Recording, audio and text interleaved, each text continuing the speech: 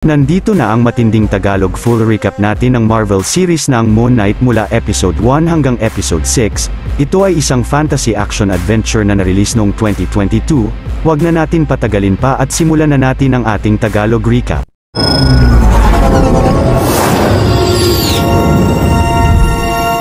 Ang lalaking si Arthur Harrow ay uminom ng tubig at binalot ang baso sa tela upang basagin ito ng kanyang cane. Nilagay ni Harrow ang mga bubog ng baso sa mga sandals niya at naglakad siya na suot ang mga ito. Sa sunod na eksena nang nagising si Steven Grant ay tinanggal niya ang kanyang gapos sa isang paa at napansin na hindi nagulo ang buhangin na pinalibot niya sa sahig ng kama niya. Tinanggal rin ni Steven ang tape na dinikit niya sa pinto at habang kausap ang kanyang ina sa cellphone ay pinakain niya ang alaga niyang goldfish na si Gus. Maya-maya ay pumasok na siya sa trabaho niya sa National Art Gallery at nagpaliwanag sa isang bata patungkol sa Ancient Egypt. Pero sinabihan siya ng boss niya na si Donna na hindi siya isang tour guide kundi isang gift shop clerk. Ang babaeng tour guide naman ng museum ay tinanong siya kung tuloy pa rin ang date nila bukas ng gabi. Kahit hindi ito naaalala ni Steven ay sumagot siyang itutuloy nila ito. Kinagabihan pagbalik niya sa kanyang apartment ay sinubukan niyang maglaro ng Rubik's Cube puzzle at magbasa ng mga libro upang hindi makatulog. Ngunit bigla siyang nagising na tila nabugbog ang buong katawan sa Alps, Austria at may nagsabi sa isip niyang ibalik na ang katawan kay Mark. Napansin naman ni Steven sa bulsa niya ang scarab at ilang saglit ay pinagbabaril na siya ng mga armadong kalalakihan roon kaya't agad na tumakbo siya sa mga ito. Hanggang sa nakarating si Steven sa kalapit na village at nakita rito si Arthur Harrow na napapalibutan ng maraming tagasunod niya. Nagdaos siya sa lansangan ng kanilang judgment ceremony at lumapit sa kanya ang isang lalaki upang magpahusga. Gamit ang cane ni Goddess Amit ay nahusgahan ito ni Harrow na mabuting tao matapos na magbalanse ng weighing scale tattoo niya sa kamay. Ngunit nang ang matandang babae naman ang nagpahusga sa kanya ay hindi nagbalanse ang kanyang scale. Pinagtaka ito ng matanda dahil naging mabuti siya sa buong buhay niya. Sumagot si Harrow na nakikita ni Amit ang lahat at malamang ay may gagawin pa lang siyang masama sa hinaharap pagkatapos ay pinatay niya ito gamit ang kapangyarihan ng cane. Sinabihan naman siya ng isang tauhan niya na may umatake sa kanila at kinuha ang scarab kaya't agad na pinaluhod niya ang kanyang mga tagasunod at nakita roon si Steven. Hindi raw siya ang hinahanap nila at sinabi pa ang pangalan niya at kung saan siya nagtatrabaho. Sinabihan si Steven ni Harrow na ibalik sa kanila ang scarab at nang bibigay na niya ito ay biglang nawalan siya ng kontrol sa katawan niya at nilayo ang scarab kina Harrow. Ilang saglit ay nakuha na sa kanya ng isang lalaki ang scarab pero biglang nawalan siya ng malay at paggising niya ay puno ng dugo ang scarab sa kamay niya at nakatumba na ang mga kalalakihan sa paligid niya. Sinubukan na lapitan si Steven ni Harrow at ng mga tagasunod nito pero nagawa niyang sumakay ng isang van at agad na umalis sa lugar. Hinabol pa rin siya ng mga tauhan ni Harrow at nagawa pang makasakay sa van ng isa. Pero nawalan uli ng malay si Steven at paggising niya ay patay na ang lalaki sa van at may hawak na siyang baril.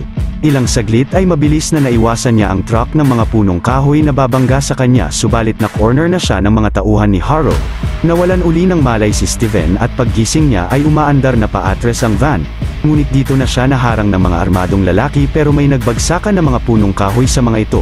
Biglang nagising si Steven sa kanyang apartment at inakalang panaginip lang ang lahat. Maya-maya ay napansin niyang may dalawang palikpik na ang goldfish niya at agad na nireklamo niya ito sa pet shop na binilhan niya.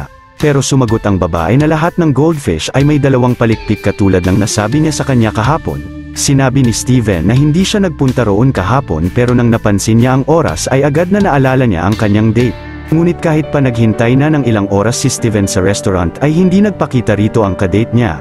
Tinawagan niya ito at nalaman niya sa kanya na nung isang araw pa ang date nila at siya ang hindi nagpakita sa kanya sa restaurant. Maliit na pabor lang mga Juan. Kung mahilig kayo sa mga ganitong Tagalog recap ay huwag niyong kalimutan na mag-subscribe sa channel natin dahil marami pa tayong upload na mga exciting na recap katulad nito. Malungkot na kinain ni Steven sa kanyang apartment ang mga chocolate na ireregalo niya sana sa kadate niya pero ilang saglit ay may napansin siyang piraso ng kahoy sa pader na bahagyang nakausli. Nakita niya rito ang isang susi at lumang cellphone na maraming missed calls ng babaeng si Layla.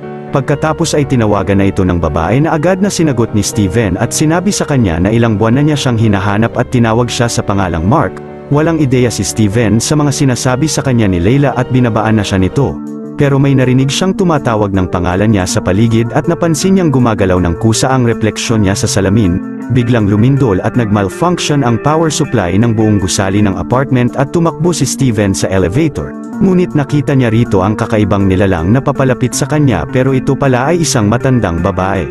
Paglabas ni Steven ng elevator ay nagulat siya na nasa tabi na niya ang nilalang, biglang nagising siya sa madalas niyang sakyang bus papasok ng trabaho at pagbaba niya rito ay nakita niya sa loob si Harrow.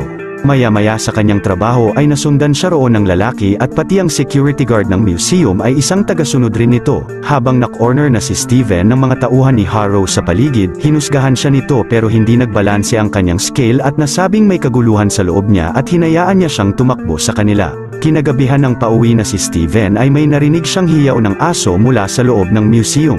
Pinuntahan niya ito upang palabasin subalit napansin niyang isang halimaw ito na ang Egyptian jackal ni Harrow upang ibigay niya sa kanila ang scarab. Mabilis na tumakbo palayo si Steven sa mga pasilyo ng museum mula sa jackal hanggang sa makarating siya sa palikuran at nilock ang pinto.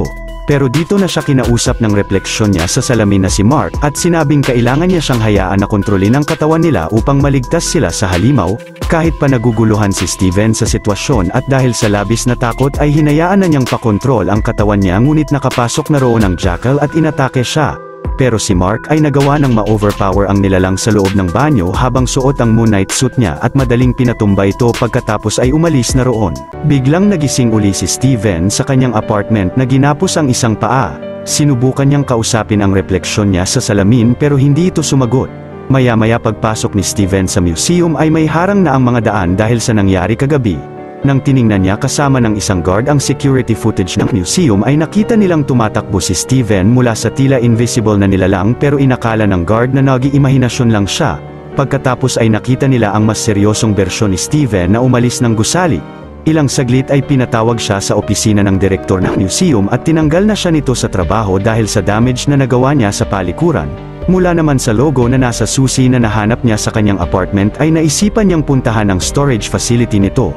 Nang napuntahan na ni Steven ang pasilidad ay nakita niya sa loob ng storage unit ng susi ang isang duffel bag na naglalaman ng makakapal na pera, ng isang baril, ang passport na may mukha niya at may pangalan na Mark Spector, at ang gintong scarab. Nalaman ni Steven na isa pala itong Egyptian compass pero dito na uli siya kinausap ni Mark mula sa refleksyon sa pader. Pinaliwanag nito sa kanya na isa siyang avatar ni Khonshu na ang Egyptian god of moon. Pero nasa panganib sila dahil sa kanyang misyon at kailangan na wag niya siyang gambalain upang matapos niya ito. Pinapatulog niya roon si Steven upang mapagpatuloy ang misyon niya. Ngunit hindi siya sumang-ayon kay Mark at planong dalhin sa otoridad ang mga kagamitan niya upang ikulong siya at baka sakali natanggalin ng mga ito sa isip niya si Mark upang hindi na siya makapanakit pa ng ibang tao. Subalit paglabas niya ng storage unit ay nagsimula na uli mag-malfunction ang mga ilaw sa paligid. Tumakbo si Steven nang may labis na takot dahil hinahabol siya ni Khonshu kahit saang direksyon siya dumaan. Ilang saglit ay nakalabas na si Steven ng pasilidad at nakita siya sa kalsada ni Layla. Sinakay siya ng babae sa kanyang motor na natrak pala siya mula sa tawag nito na sinagot niya nakaraan. Asawa pala ito ni Mark pero hindi siya naniniwala sa pangalan ni Steven at inakalang fake identity niya ito. Dinala niya si Layla sa kanyang apartment ngunit pinapapirmahan sa kanya ng babae ang divorce paper na napag-usapan na nila Mark noon. Naisipan naman ni Steven na ipakita kay Layla ang scarab pero sinabihan siya ni Mark na wag gawin ito dahil hahanapin na rin siya ng mga kalaban nila at ikakapahamak niya ito. Subalit si Layla ay nagpumilit na tingnan ang laman ng bag at nakita rito ang scarab na labis na kinagalit niya dahil iyon ang matagal nang hinahanap nilang dalawa noon pa at ngayon ay sinikreto niya sa kanya.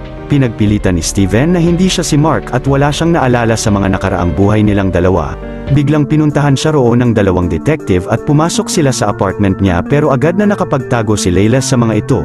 Hinahanap ng mga detective kay Steven ang scarab hanggang sa nakita nila sa bag ang passport ni Mark Spector at inakalang peke ito kaya't dinala nila siya. Habang nasa biyahe ay nag-research ang isang detective ng record ni Mark at napag-alaman nila na isa itong mercenary at international fugitive dahil sa pagpatay ng mga archaeologists sa Egypt. Maya-maya ay ni-reveal ng mga detective na mga tauhan pala sila ni Harrow at dinala nila si Steven rito.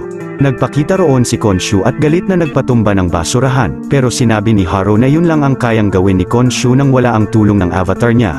Dumaan sila sa komunidad ng mga tagasunod ni Harrow at masayang namumuhay ang mga ito roon. Pagkatapos ay dinala si Steven ng lalaki sa kanilang cafeteria, pinaliwanag nito sa kanya na avatar rin siya noon ni Khonshu. Ngayon ay plano nilang buhayin si Amit dahil sa magandang plano nito na ubusin ang mga masasamang tao. Kahit pa ang mga mabubuting tao na gagawa pa lang ng masamang bagay kalaunan. Gamit ang scarab ay ituturo nito sa kanila ang direksyon patungo sa kabaong ni Amit. Pero nasabi ni Steven na mali ang maghusga at pumatay ng mga tao lalo na ng mga sanggol dahil sa masamang gagawin pa lang nito sa hinaharap. Si Haru naman ay plano ng gamitin kay Steven ang cane niya na nagmula kay Amit dahil sa pagiging avatar niya rito. Biglang nagpakita roon si Layla dala ang scarab at binigay niya ito kay Steven. Pagkatapos ay agad na tumakbo sila palabas ng lugar habang nagpapatumba ang babae ng mga tagasunod ni Haru sa daan. Ang kalaban ay nagsimula ng gamitin ang kanyang cane upang magpalabas ng Egyptian jackal. Si Steven naman ay pinilit ni Layla na ilabas na ang kanyang suit pero wala siyang ideya sa sinasabi nito. Ilang saglit ay natunton na sila ng jackal at mabilis na inatake nito si Steven. Pero napalabas na niya ang kanyang suit na ibang-iba sa itsura ng suit ni Mark. Ngunit inatake na uli siya ng halimaw at pinatalsik ng maraming beses sa daan. Kahit hindi nakikita ni Layla ang jackal ay matapang na nilabanan niya ito at pareho na silang inatake ng nilalang. Patuloy na kinalaban ni Steven ang halimaw hanggang sa nasuntok niya ito ng malakas subalit agad na inatake siya ng jackal sa gitna ng kalsada pagkatapos ay nasagasaan sila ng isang kotse. Dito na nagdesisyon si Steven na ipakontrol ang katawan kay Mark at sinuot nito ang Moon Knight suit niya. Agad na nagpahabol siya sa jackal habang mabilis na tumatakbo sa mga gusali ng syudad. Ilang saglit ay inatake na ni Mark ang nilalang at tumalon ng malakas upang itarak ito sa patalim ng isang istruktura roon. Samantala ang scarab ay nadampot ng isang lalaki sa daan at agad na kinuha ito ni Haru rito ngunit pinatay niya ang lalaki na nakita ni Layla sa di kalayuan. Si Mark ay nakontrol na ng tuluyan ang katawan habang si Steven naman ang nasa refleksyon ng salamin. Nagpakita roon si Khonshu at sinabihan si Mark na nakay Haru na ang scarab. Pero sumagot siya na gagawa siya ng paraan upang maunahan ito na mahanap ang kabaong ni Amit. Pinaalalahanan naman si Mark ni Khonshu na kapag namatay siya sa misyon ay isusunod niyang avatar si Layla.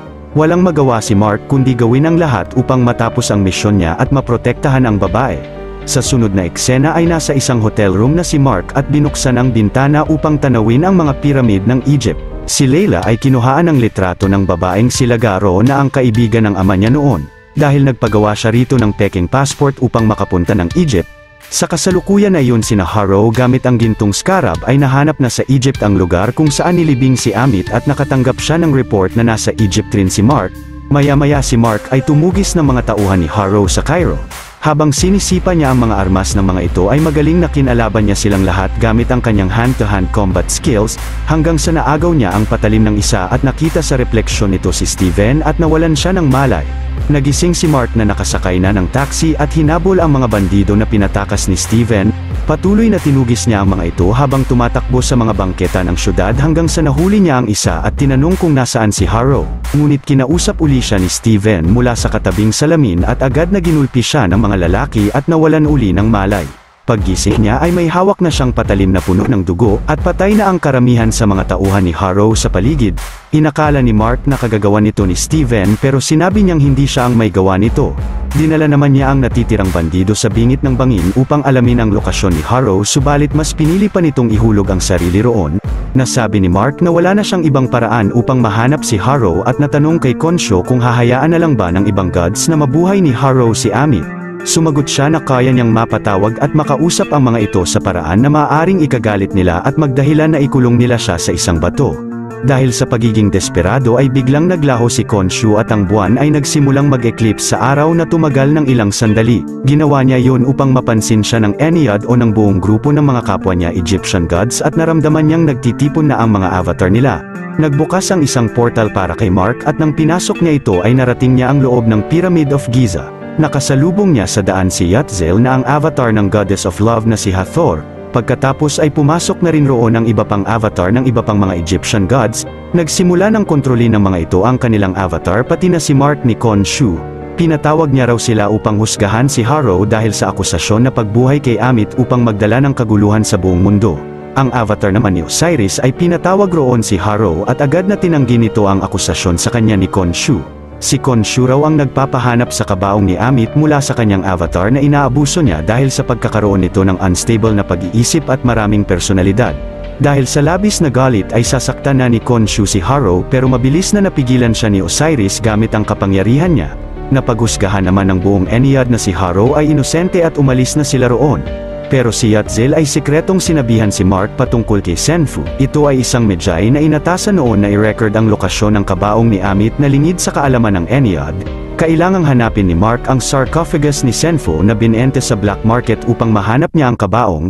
Agad na pinagtanungan niya ito sa lansangan ng Cairo pero nahanap siya roon ni Leila na labis na kinagulat niya. Kinagabihan ay sumakay sila ng bangka papunta sa kilalang antique collector ni Leila na si Anton Mogart dahil napag-alaman niya na nandito ang sarcophagus ni Senfu.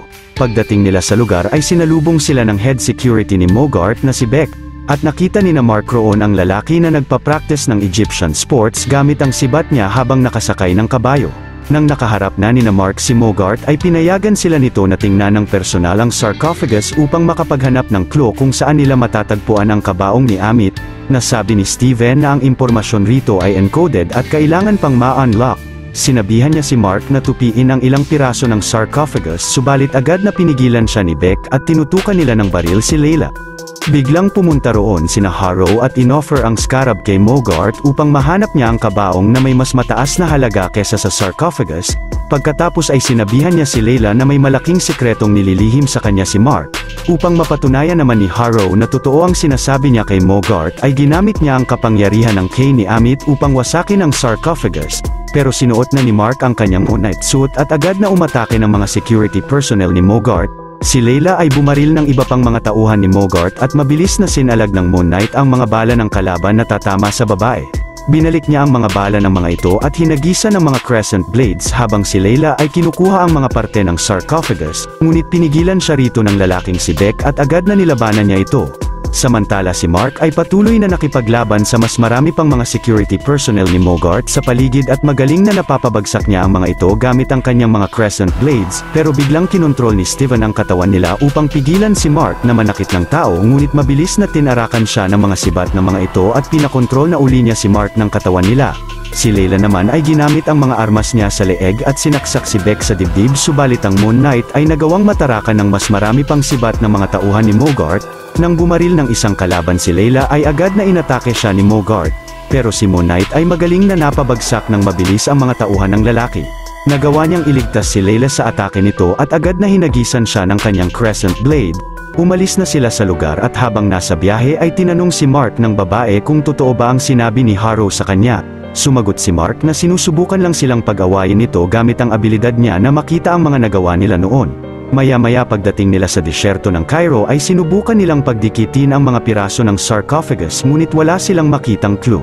Kahit mabigat naman sa kalooban ni Mark ay napilitan siyang ipakontrol ang katawan kay Steven. Agad na sinimulan nito na pagdikitin ang mga piraso ng sarcophagus upang gawing mapa na hugis bituin. Ito ay may mga butas na bumubuo ng constellation subalit ayon kay Steven ay malabo nilang malaman ang lokasyon ng tomb ni Amit gamit ito, dahil tinugma ni Senfu ang mapa sa mga bituin sa panahon niya 2,000 taon na ang nakalipas. Nagpakita si Khonshu sa mataas na parte ng disyerto at pinuntahan ito ni na Steven. Sinabi sa kanya ni Khonshu sa isip na kaya niyang ibalik ang gabi kung kailan ginawa ni Senfu ang mapa, pero may matinding kaparusahan ito at binilinan niya si Steven na kapag kinulong siya ng mga gods ay kailangang palayain siya ni Mark. Sa tulong ni Steven na sinuot ang kanyang suit ay sabay nilang kinontrol ni Khonshu ang buong kalangitan na kinamangha ng lahat ng tao. Sa patuloy na pagkontrol ni na Steven ang kalangitan, ay hindi nagtagal at nabalik na nila ang gabi kung kailan ni-record ni Senfu ang lokasyon ng kabaong gamit ang mga constellation roon. Nang inis ka nito ni Leila ay nalaman na niya ang eksaktong kinaroroonan ng kabaong ni Amit, subalit ang buong Ennead ay sinimulan na ang kanilang seremonya at kalaunan ay nakulong nila sa Ushabti figurine si Khonshu at biglang nawala ng malay si Steven. Ang Ushabti ni Khonshu ay tinabi ng avatar ni Osiris kasama ng marami pang Ushabti ng iba pang gods. Ang mga tauhan naman ni Harrow ay pinagbabaril sina Leila at gumulong sila pababa ng burol. Agad na tumakbo ang babae papunta ng kanilang truck at sinindihan ang isang flare upang iwanan ito sa gilid ng sasakyan. Pagkatapos ay mabilis na naghagis siya ng isa pang flare sa truck ng mga kalaban at sumabog ito kasama ng mga kahon ng mga bala ng baril nila at nagising na si Steven. Kinaumagahan ay umakyat sila ng isang bundok at nakita nila mula rito ang digging site ni na Harrow malapit sa libingan ni Amit. Naghanap sina Steven ng mga supply sa mga tent roon at ilang saglit ay pinagsuspetsahan siya ni Mark na in love na siya sa asawa niya. Nang sinuot ni Leila kay Steven ang harness niya ay sinubukan niya siyang halikan pero sinabi niya sa kanya na kaya siya iniwan ni Mark ay upang ilayo siya kay Khonshu. Pagkatapos ay hinalikan ni Steven ang babae. Pero nang papasok na sila sa libingan ni Amit ay sinuntok siya ni Mark. Maya-maya ay sinimulan na nilang hanapin sa loob ang kabaong ni Amit hanggang sa nakarating sila sa tila maze na parte ng libingan. Agad na na-realize ni Steven na ang lugar na yun ay katulad ng hugis ng mata ni Horus at nasabi ni Layla na malamang ang huling avatar ni Amit ay isang pharaoh. Nalaman pa ni Steven na ang avatar na ito ay ang boses ni Amit. Pagkatapos ay nakapunta naman sila sa chamber ng mga Heka priests na ang nagpoprotekta sa kabaong ng pharaoh. Napansin roon ni Steven ang isang table na may sariwang dugo at piraso ng mga laman pati na sa sahig. Ilang saglit pa ay nakakita siya ng daanan sa mataas na parte ng chamber at inakyat niya ito upang i-check. Ngunit biglang dumating na roon ang isang Heka priest at hiniga sa table niya ang isang tauhan ni Harrow at sinaksak ito upang kuhaan ng mga organ.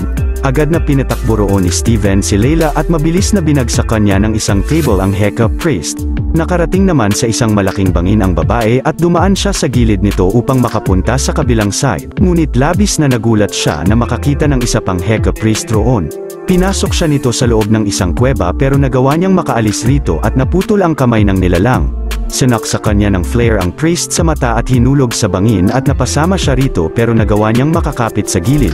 Samantala si Steven ay nagawang makapasok sa chamber ng isang pharaoh at mula sa mga nakaukit rito ay nalaman niyang ang kabaong pala roon ay kay King Alexander the Great na ang huling avatar ni Amit. Si Layla naman na nasa kabilang parte ng bangin ay nakita sa di kalayuan si Harrow. Sinabi sa kanya nito na noong nakita niya ang scale ni na Steven ay nalaman niya na pinatay ng mga mercenary ang ama niya noon at kasama rito si Mark. Sa kasalukuyan na iyon si Steven ay binuksan ang kabaong ni Alexander the Great ngunit wala rito ang Ushabti ni Amit. Naalala niya na si Alexander ang boses ni Amit at sinubukan niya na buksan ang lalamunan nito at dito na niya nahanap ang Ushabti. Ilang saglit ay nakarating na rin sa chamber si Layla at galit na kinausap niya si Mark mula kay Steven. Kinontrol ni Mark ang katawan nila at sinabi sa babae na ang partner niya ang pumatay sa ama niya dahil naging sobrang sakim nito at pinatay ang lahat. Pinigilan ito ni Mark ngunit binaril rin siya nito pero hindi siya namatay ng gabing iyon. Na-realize naman ni Layla na yun pala ang dahilan kung bakit sila nagkakilala noon na dala lang ng konsensya niya. Subalit napansin ni Mark na paparating na roon sina Harrow at kumuha siya ng itak sa kabaong at si Layla ay nagtago sa gilid. Nang nakarating na sa chamber ang mga kalaban ay matapang na nilabanan mag-isa ni Mark ang mga ito. Ngunit agad na binaril siya ni Harrow sa puso ng 2 beses at bumagsak siya sa tubig habang pinapanood ito ni Layla ng may matinding kalungkutan. Sa sunod na eksena ay nagising si Mark sa isang psychiatric hospital na hindi makakilos dahil sa pangparalisa na tinurok sa kanya. Hinarap siya sa head therapist ng ospital na si Dr. Harrow at nagpasensya ito sa pagturok ng pangparalisa sa kanya dahil hindi nila siya makontrol pero mawawala rin agad ito. Pagkatapos ay kinausap niya si Mark patungkol sa paborito niyang VHS movie na may bidang si Dr. Steven Grant, pero napansin na ni Mark na hindi totoo ang lahat ng iyon nang naalala niyang binaril siya ni Harrow. Sinubukan niyang umalis roon kahit pa nahihirapan siyang kumilos, binasag niya ang salamin ng pinto upang makalabas at pinigilan siya ng 2 therapist pero kinagat niya ang mga ito at agad na tumakbo. Pumasok si Mark sa isang silid kung saan nakakita siya ng isang Egyptian tomb, binuksan niya ito na ang nasa loob pala ay si Steven at pareho nilang naaalala na binaril sila ni Harrow.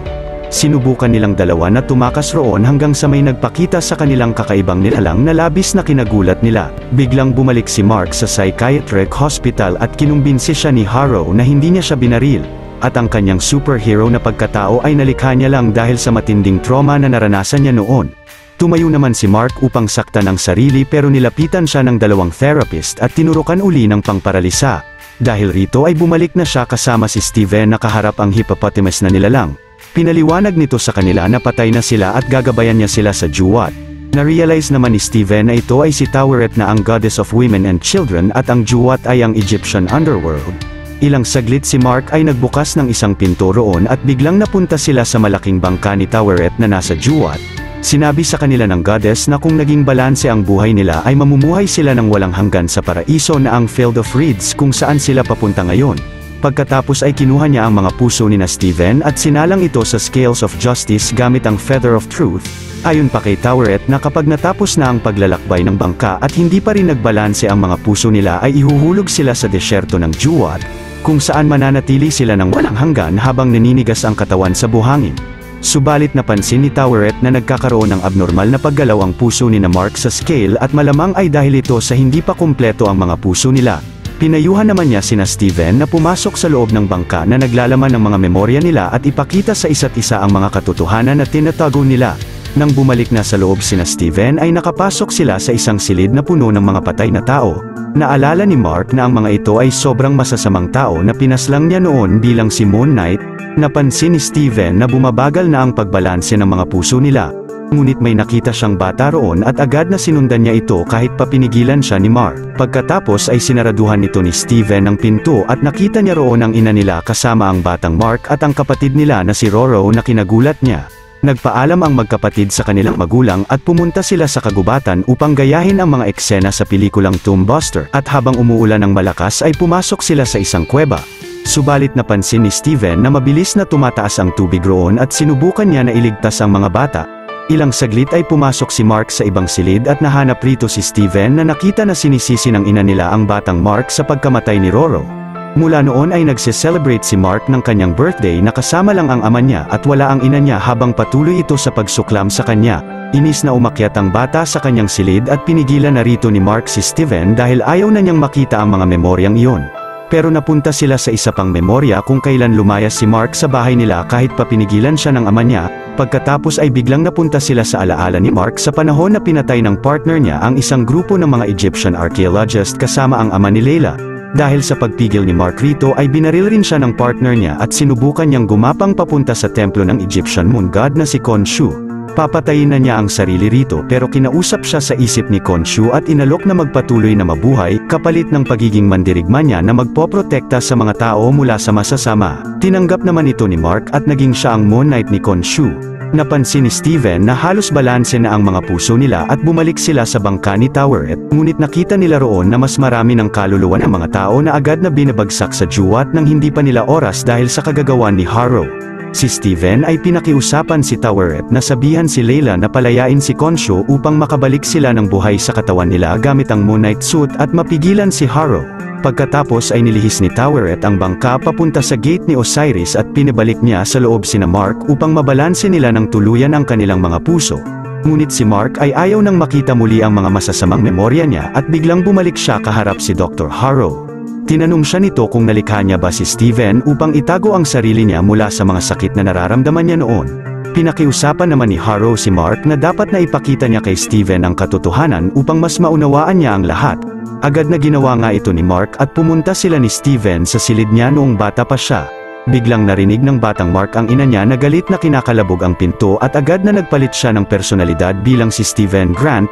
Dito na na-realize ni Steven na nilikha lang siya noon ni Mark dahil sa nararanasan niyang matinding trauma. Subalit nakapasok na sa silid ang ina nila at kumuha ng sinturon upang paluan ng maraming beses ang bata at pinaalis na roon ni Mark si Steven. Labis na nagalit si Steven na kasinungalingan lang pala ang pagkatao niya. Pero pinaliwanag ni Mark na mas mabuti na yun kesa maalala niya ang pagmamalupit ng ina nila at pagkamuhi nito sa kanila hanggang sa mamatay na lang siya. Hindi naman pinaniwalaan ni Steven na patay na ang kanilang ina dahil madalas niya siyang nakakausap sa cellphone at biglang siya naman ang napunta sa ospital kaharap si Harrow. Napansin agad nito na siya si Steven at napag-usapan nila ang mga katotohanan na tinago sa kanya ni Mark na hindi pa rin niya pinaniniwalaan pati ang pagkamatay ng ina nila. Naisipan ni Harrow na sundin ang paniniwala ni Steven at nagkunwari na tinawagan niya ang ina nila upang kausapin niya. Pero dito na inamin ni Steven na patay na ang kanilang ina. Sa sunod na eksena si Mark ay pumunta sa burol ng ina niya ngunit kahit pa pinapapasok siya roon ng kanyang ama ay hindi niya ito magawa. Dahil sa labis na kalungkutan ay nagpalit siya ng personalidad bilang si Steven na agad na nag-imahinasyon na kausap sa cellphone ang ina nila. Sinabihan naman si Mark ni Steven na ang lahat ng sinabi sa kanya ng ina nila ay hindi totoo, at hindi niya kasalanan ang pagkamatay ng kapatid nila dahil mga bata pa sila noon. Ilang saglit ay bumalik na sila sa barko ni Toweret at nakita nila na nakarating na sila sa Gates of Osiris. Subalit dahil hindi pa rin balanse ang mga puso nila ay umakyat na sa barko ni Toweret ang mga bangkay ng mga napatay ni Mark noon upang ipunta sila sa desyerto ng Juat. Nilabanan ang mga ito ni Mark at nang mahuhulog na siya ng mga bangkay sa desyerto ay nagawang matagilid ni Steven ang bangka. Pagkatapos ay matapang na pinaghahampas niya ang mga bangkay na ito ng isang baseball bat. Biglang may humila kay Mark mula sa gilid at pinigilan ito ni Steven ngunit nahulog rin siya mula sa bangka. Sinubukan niyang makabalik kina Mark subalit agad na nanigas siya dahil sa buhangin ng Juat na gumapang sa buong katawan niya.